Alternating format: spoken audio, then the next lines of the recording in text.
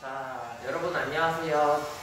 네, 오늘 우리 배울 게 흥부전이랑 물부전에 대해서 배울 건데 흥부전이랑 물부전에 대해서 본격적으로 배우기 전에 제가 대략적인 글을 한번 써보고 나서 그 다음에 진행을 하도록 할 거예요. 자, 우리가 배울 거는 흥부전이랑 물부전이라고 했는데 그럼 흥부전과 물부전에 대해서 대략적으로 알아보고 진행을 합시다. 맨 처음에 선생님이 말한 건 흥부전이었고요. 그 다음에 말한 거는 놀부전이었어요. 그럼 우리 흥부전에 대해서 간단하게 한번 말을 해보고 진행을 해봅시다. 흥부전은요, 우리가 일반적으로 이런 소설이라고 하는데 어떤 소설이라고 하냐면요, 판소리계 소설이라는 말을 많이 해요. 무슨 소설? 판소리계 소설. 판소리계 소설은요, 우리 일반적으로 조선 후기에 많이 불렸던 소설이에요. 많이 읽혔던 소설입니다. 조선 후기는요, 알고 있는 게 뭐가 있어요? 네, 신분제가 혼란에 빠졌던 시기입니다. 신분제가 혼란에 빠졌다는 건 뭔 말이냐면은 양반이지만 양반 같지 않은 양반, 천민이지만 노비 같지 않은 노비, 양반보다 더 부자인 노비와 같은 사람들이 있었어요. 그래서 그런 모습들이 이 소설에 많이 드러나게 되는데요. 우리 판소리계 소설에 대해서 알고 가면은 좋은 게 많습니다. 판소리계 소설은요, 일반적으로 좀 따로 써볼게요. 판소리계 소설은 글로써 전해지던 게 아니에요. 맨 처음에 판소리에서 판소리 소설로 전해진 거기 때문에 요거 입에서 입으로 전해졌다, 입에서 입으로 전해졌다, 우리 그런 걸 뭐라고 하죠? 그쵸? 구비문학이라는 말을 합니다. 구비문학이라는 건요, 입에서 입으로 전해졌기 때문에, 야, 생각해봐. 우리 친구들끼리 막 누구랑 싸웠대, 누구랑 사귄대, 이런 말을 할 때 살이 조금씩 붙어. 야, 걔가 어느 학교 누구랑 사귄대.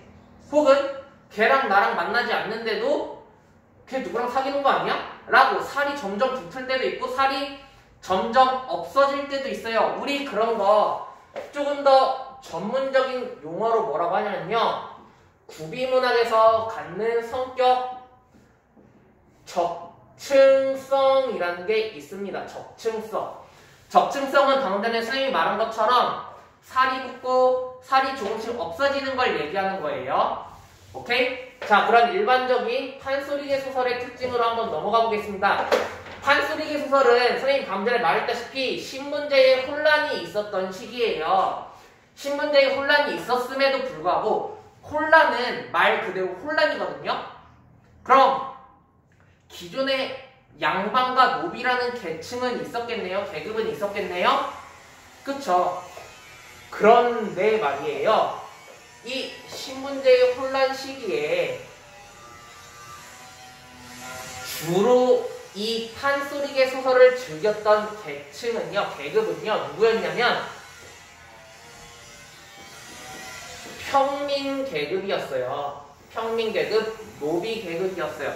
자, 그럼 이때 조선 후기는 전쟁이 끝났어.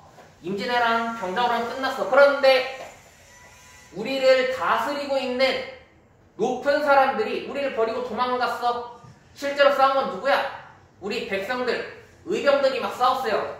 이겼어요. 그러고 전쟁이 끝나고 나니까 갑자기 또 돌아와. 그럼 이 평민들은 이 양반들에 대해서 어떻게 생각을 할까? 안 좋게 생각하죠, 당연히. 우리가 기껏 지켜놓으니까 갑자기 돌아와서 또 에헴 이러고 다닌단 말이야. 그럼 얘네는 주로 소설에서 우리를 버리고 도망갔던 양반들을 비판하는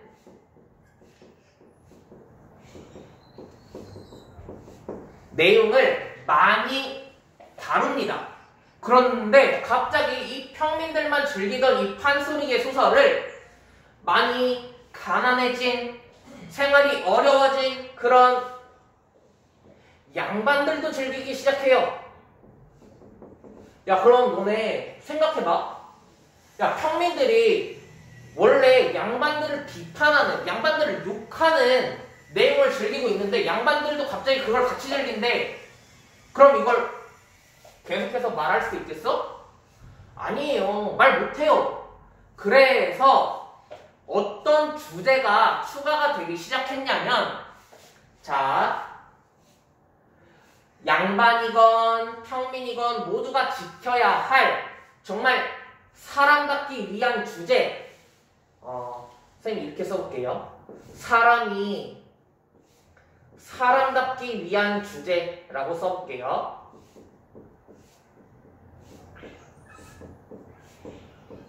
예를 들면 뭐가 있을까? 우리 부모님한테 뭐 해야 돼요? 그쵸? 효도해야 되죠. 형, 누나, 언니, 오빠 혹은 동생들이랑 어떻게 지내야 돼? 그쵸? 친하게 지내야 돼요. 형제간의 우애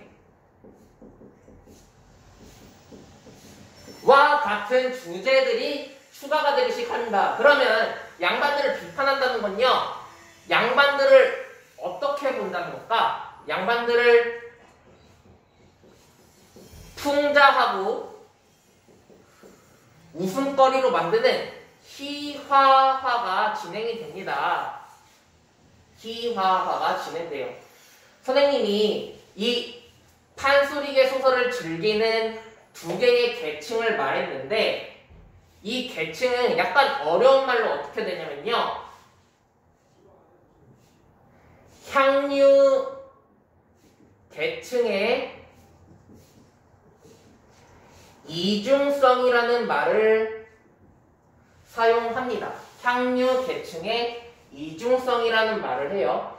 그럼 이 즐기는 계층이 이중, 두 개니까 주제도 이걸로 나오는 거예요. 향유 계층의 이중성에 따라서 요 주제로 나왔으니까 주제의 이중성까지 나오게 됩니다. 주제의 이중성까지 나왔어요. 그럼 여기에 더해서 하나를 더 볼 건데, 판소리계 소설은요, 일반적인 크게 성격을 갖는 게 있습니다. 판소리, 즉 노래에서 왔기 때문에 우리 이런 말을 써요. 운문체와 산문체가 혼합되어 있다고 말해요. 많이 어렵죠? 우리 운문 어디서 많이 들어봤는데, 시는 뭐가 있는 글이라고 하죠? 리듬감이요.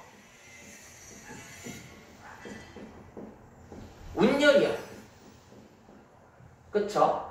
산문은요, 간단하게 말하면 우리 친구들 소설 생각하면 돼요. 소설. 선생님, 소설에는 리듬감이 없잖아요. 맞아요. 리듬감이 없는데 판소리계 소설은요, 보다 보면은 판소리에 관련된 제목들이 나와요. 그래서 이 운율감, 리듬감이 있다는 게 큰 특징으로 나옵니다. 자, 그럼 이거는요, 또 이중성이라고 묶을 수가 있을 건데, 이걸 뭐라고 말하면요, 문체의 이중성이라는 말도 합니다. 자, 지금 그러면 봐봐. 판소리계 소설이라는 특징 하나로 이중성에 관련돼서 엄청 나왔어. 향유계층도 2개, 주제도 2개, 문체도 2개, 그 다음에 이 구비문학, 입에서 입으로 전해진다는 적층성까지 얘기가 나왔네. 그쵸? 그럼 판소리계 소설이라는 일반적인 특징을 토대로 흥부전에 관련된 얘기를 한번 해봅시다. 흥부전에 관련된 얘기를 해볼 건데, 일단 여기를 살짝 지울게요. 좀 밑으로.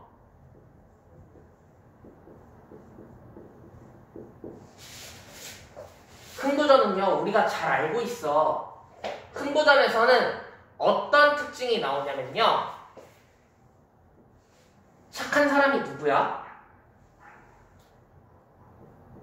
흥부예요. 흥부는 동생이죠? 그 다음에 방금 전에 뭐라고 했지? 착해요. 성격이 착하죠? 성격이 착합니다. 그런데 반대로 흥부전에서 나오는 놀부. 놀부는 형이야 동생이야? 형이죠? 성격이 어때? 맨날 흥부를 괴롭혀. 도와주지도 않아. 나빠요. 나빠요. 그런데 어떠한 사건을 통해서 흥부가 부자가 되고 놀부가 자신의 죄를 뉘우치고 동생이랑 친하게 지내야겠다는 얘기를 하거든? 뭐가 있어? 그쵸. 제비다리를 고쳐줘요. 흥부가 제비다리를 고쳐주는데 어떻게 고쳐주냐? 아, 정성껏 간호하면서 착하게. 그러니까 제비가 뭘 가져오죠? 박씨를 가져와서 그 박씨를 신고 박이 주렁주렁 열리게 됩니다. 박이 주렁주렁 열리게 돼요. 거기서 뭐가 나와? 금은 보화가 나와요. 흥부에겐 금은 보화가 나왔네. 그런데 놀부는 제비가 다친 거를 자연스럽게 고쳐준 게 아니고 일부러 다리를 똑 뿔었네. 똑 뿔었어. 그러고 나서 고쳐주니까 얘도 제비가 박씨를 가져다 주네. 그럼 당연히 또 박이 나왔네. 근데 박을 펴보니까 이번에 뭐가 나와? 도깨비, 뭐 귀신, 뭐 나쁜 게 막 나와요. 자, 그럼 여기서 우리 생각해 볼 게 있어요. 요런 것 때문에 포인트가 하나 생깁니다. 야, 박에서 금은보화가 나오는 게 정상이야? 도깨비가 나오는 게 정상이야? 아니죠. 절대 지금 우리 현대인들로서는 생각할 수 없는 이야기예요. 우리 이런 거 현실성이 없다라고 해서 비현실적이라고 하죠. 비현실적이라고 하네요. 그쵸? 결과적으로 비현실적인 이러한 사건을 통해서 나중에는 어떤 이야기가 나와요? 그쵸? 형제간의 우애를 회복하네요. 그쵸? 흥부야, 내가 잘못했다. 형님 그런 말 마세요. 제가 도와드릴게요. 이런 식으로 말을 하게 되는데요. 자, 그러면은 지금 우리 흥부, 놀부에 관련돼서 지금 간단하게 살펴보면서 줄거리를 비현실적이라는 거에 초점을 맞춰서 결론까지 한번 확인해 봤어요.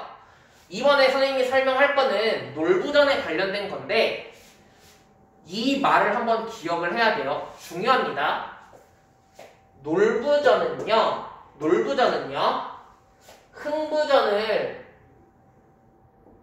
흥부전을 재구성한 작품이라고 합니다. 뭘 했다고요? 재구성한 작품이라고 말을 해요. 그럼 여기서 알아둬야 될 게 있어.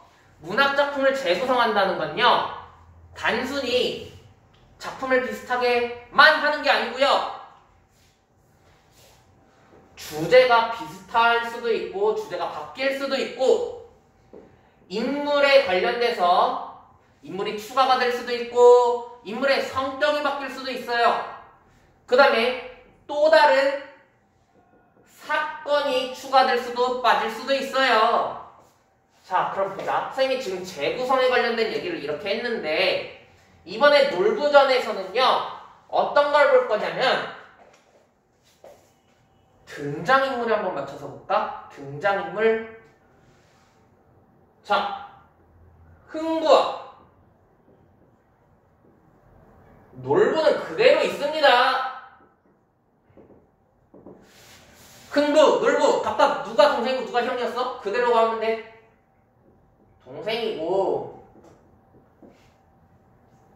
형이에요. 야, 근데 얘들아, 여기서는 초점을 맞춰야 되는 게 놀부야, 놀부. 놀부예요. 왜 그러냐면은 우리 일반적으로 봤던 흥부전에 놀부는 나쁜 사람인데 놀부전에서는요, 놀부가 굉장히 착해, 좋아. 어떤 성격을 가졌냐면은 대략적인 걸 얘기해주면요, 그냥 먼저 말하겠습니다. 배려심이 넘치는 형으로 나와요. 배려심이 넘치는 형으로 나옵니다. 그 다음에 지혜가 있다라는 인물로 나와요. 왜 그러냐면 여기서 흥부가 원래 원작에서도 보면 흥부는 놀부, 형에게 계속해서 돈을 달라, 밥을 달라 얘기를 하죠. 놀부전에서 흥부 역시 마찬가지로 그렇게 진행을 하지만 밥을 안 주는, 돈을 안 주는 이유가 다른 거예요. 계속해서 내 동생 흥부가 이렇게 살면 내가 오히려 흥부를 망치는 길이 아닌가? 라는 생각을 하면서 밥도 안 주고 돈도 안 줘요. 그래서 흥부가 조금이라도 뭔가 인생의 삶의 가치를 얻게, 삶의 가치, 열심히 일하면 좋다는 삶의 가치를 얻도록 돕기 위해 이런 성격을 가진 인물로 나옵니다. 그럼 흥부 성격을 한번 써볼게요. 흥부는요, 맨날 형한테 돈 달라, 밥 달라라고 한다고 했잖아요. 우리 그런 걸 다른 사람에게 의존한다라는 말을 하죠. 의존적인 성격을 가진 인물로 나옵니다. 의존적인 성격을 가진 인물로 나와요. 자, 그러고 나서요, 이제 또 사건을 전개하다 보면 똑같아요. 박이 나옵니다. 박이 나와요. 그런데 여기서의 박은요, 어떤 기능을 하냐면 흥부가 박을 켜서 보물을 얻는 게 아니고 이 박? 왠지 바가지를 만들어 보면 어떨까라는 생각을 하거든. 바가지 뭔지 알죠? 물 뜨는 바가지. 그 바가지를 만들어서 판매를 하기 시작해. 야, 생각해봐 얘들아. 요즘 세상에 보물이 갑자기 하늘에서 보물이 떨어지는 게 현실적이야? 아니면 진짜로 물건을 팔아서 부자가 되는 게 현실적이야? 그쵸? 판매해서 부자 되는 게 현실적이죠. 그래서 우리 여기서는요, 비현실적이라는 말이랑 다르게 현실적이라는 말을 하게 됩니다. 현실적이라는 말을 하게 돼요. 그럼 나중에 어떻게 됐냐요, 선생님? 똑같습니다.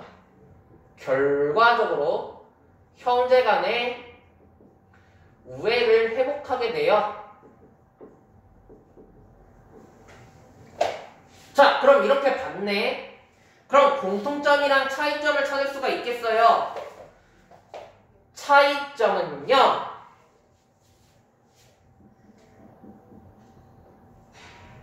인물의 성격들이 변했어요. 맞나요? 그쵸? 사건의 성격, 비현실적과 현실적으로 변했네요. 맞나요? 반면에 여기 추가로 하나 더 적어줄 게 있어요. 이 놀부전이라는 건요, 판소리의 소설, 흥부전에서 온 소설, 재구성하는 소설인데 여러분들에게 많은 교훈을 주고자 동화라는 갈래로 변했습니다. 동화라는 갈래로 변했어요. 그럼 이것 역시 차이점이겠네요. 여기서 공통점이 하나 있어요. 공통점 뭘까라고 봤더니 형제간의 우애를 회복한다는 결과가 공통점으로 나왔네요. 자, 이렇게 살펴봤습니다. 지금 흥부전과 놀부전에 대해서 간략하게 설명을 해봤는데 이걸 잘 보고 나서 그 다음에 이어지는 놀부전과 흥부전을 한번 살펴보면 좋겠습니다. 자, 감사합니다.